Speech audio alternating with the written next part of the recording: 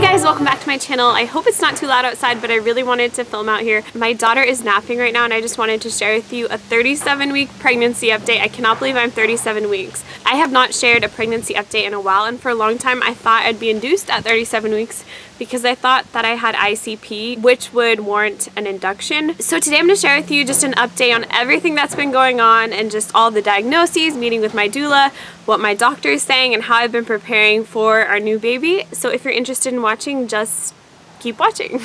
So as of today, I'm 36 weeks, 5 days. I'll insert a picture of what my bump looks like right now. I delivered my first daughter at 37 weeks, 3 days, which is really soon. And my belly is already bigger than it was at that point with her. So I've continued to get my bile acids tested to see if I have ICP, and they have been completely low and normal this whole time. So I've just been waiting for them to increase, but they really haven't, and there's a good chance that they won't at this point, and that I just do not have cholestasis. If you don't know what I'm talking about, I'll link the other update down below if you want to see everything that was going on. But I actually did see a dermatologist and I was diagnosed with PUPS, which is the most common pregnancy-related itching kind of problem.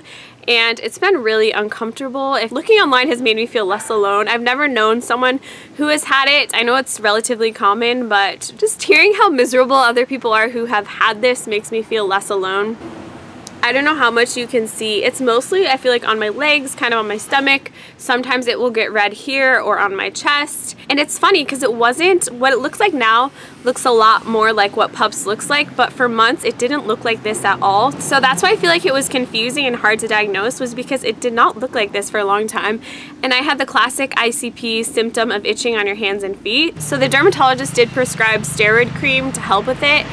And that has actually not, I'm sorry it's so loud you guys, I hope you can hear me, that has not really helped at all, which I'm kind of glad because I really didn't want to be using that anyways. But one thing that I found to be helping has been these 2 teas which help support and detox your liver, which is related to PUPS, and those teas are dandelion root tea and nettle leaf tea. Those have been really helping. I mentioned those in my August favorites. And I've also been including red raspberry leaf tea. So I've been brewing those all up together and just drinking a lot of iced tea lately, which has been really nice. And I think that really has been helping. Here in California, we've had a lot of heat. Over this past weekend, it was probably 100 degrees here, which was a lot for where I live in California. Our house was probably 100 degrees too. We literally only had one small fan and we just ordered a big one, but luckily it's cooled down quite a bit. But the heat really aggravated the itching, and the other thing that helped was just cold washcloths on my stomach or on my legs or on my hands, whatever was itching me at the moment, and that definitely seemed to ease the discomfort. So I had my doctor appointment today. I love the doctor that I've been seeing. If you followed along too, I switched over my care from a midwife to a doctor, and overall that has been going really well. I've been satisfied with the care I've been receiving. One unfortunate thing is that I was positive for group B strep, which I was super disappointed about.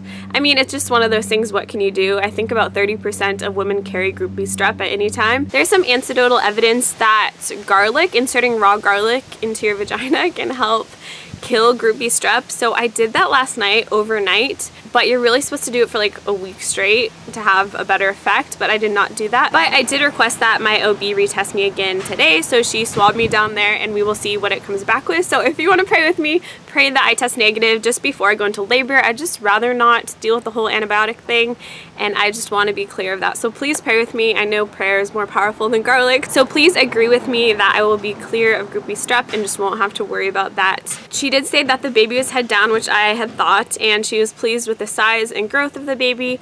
My blood pressure is good. Overall, things are looking really good. There's no reason that I'll be induced at this point. She checked my cervix and I was not dilated at all. I was hoping that I would be, but in my gut, I just didn't feel like I was dilated. My guess is she'll come between 38 and 39 weeks. We will see. Obviously, I do not know, but that's my guess. I would love to know if you have a guess, just a sense of when this baby will come. Let me know down in the comments. Again, my daughter came quite early at 37 weeks, 3 days, which is less than a week from today, but I don't think this one will come quite that early. I've been super hormonal this pregnancy. I mean, I know that's so common, but last pregnancy I remember being incredibly uncomfortable at the end, but I don't remember. I just feel down a lot. I just feel like my hormones are kind of extra off this time, and that has definitely been a struggle for me.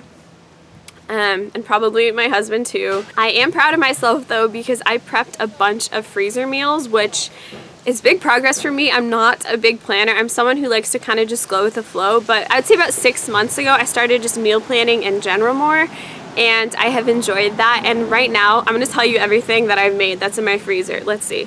Our freezer is so full, you guys. I want to make padsicles, if you know what those are. You put a sort of healing solution on a menstrual pad or whatever, feminine pad, and then you put it in the freezer, and then you use those post-birth, and they help heal you down there. And I used them last time. My sister had made them, and I really thought those were really nice, but there's literally no room in our freezer, so I don't know what I'm gonna do. I think I'm gonna have to make fridgesicles. So in our freezer right now, I have 4 9-inch chicken vegetable pot pies, which I'm super excited to eat. And then I have an extra bag of just the filling that we could either eat just on rice or on a potato, or I could put it in another pie crust. I also have a bag of ground turkey with tomato sauce that we can use for pasta. The size of these meals are all enough to feed at least my husband, myself, and my daughter once, if not more. I also have 3 bags of chicken fajitas where I have bell peppers, onions, and then I just did rotisserie chicken and then corn and beans. So I just intend to heat that up on the pan, and that will be super yummy. I have at least 4 to 6 portions of salmon. Half of those have this marinade on them that I recently talked about in a video, so I'll link that down below if you want to see how I made that salmon. I have at least a dozen of breakfast burritos that have eggs and potatoes and veggies in them, which I cannot wait to eat. They've just been sitting there and we've been avoiding eating them even though they look so good in the morning. And then the rest I have are crock pot meals. I have 2 big bags of honey garlic chicken, and then I have 2 bags of this Italian chicken recipe that I got from the YouTube channel The Family Fudge. She talked about them in her freezer meals. So those are all the meals I have. I think it's about 2 weeks worth of dinner, so I can't believe I did all that. It wasn't that hard actually. The ones that were harder to do were definitely the pot pies, because I had to do lots of chopping and cooking, and then the breakfast burritos, chopping up the vegetables and potatoes and doing all that. So those were the more time consuming ones, but the other ones didn't take that long. So good job, Kaylyn. I think I'll be thanking myself when we have those meals after the baby's here. Also, I have met with my doula a few times now. She is super sweet and we're just so excited to have her on board. Just having a doula makes me feel like I don't have to keep everything in my head. I have someone who's there to support me and help remind me of things, and that is seriously invaluable in this time to me, and I'm just so grateful that we'll have her support during the labor. We live quite close to the hospital since we've moved, and my plan is to labor at home until things really start picking up, and then head over to the hospital with the doula. We'll have the doula at home to help support the labor. She's gonna bring things like her birth ball. She has a bunch of essential oils, and she has different massage tools, which I'm super excited for, and just different tools to help me. And she's a Christian woman too. And I'm just so excited to have her help in supporting me just in this prenatal phase, and then during the birth, and then a little bit postpartum as well. In terms of physical activity, I really haven't exercised this pregnancy, but I have been walking a lot. It's easy for me to walk a mile in a day. Some days I don't get out of the house much, but other days I can walk 2 miles easily.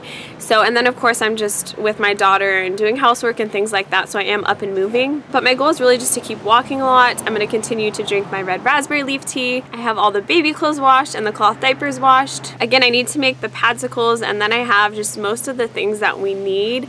I think we are going to get a different car seat for our newborn, so that is one thing we need to have installed. But other than that, we pre-registered at the hospital. We're pretty ready, which is kind of crazy, and we still do not have a name, you guys. I appreciate everyone's suggestions, but nothing has just clicked for us yet. I don't know if anything's gonna click before she's here, but if you have any baby girl name ideas, please let me know down in the comments. Honestly, send me a list of 50. I don't care. I just would love to know them. Maybe I'll name her baby, which would be awesome. So let me know your thoughts on names down below. But that's about it. So that is my 37-week pregnancy update.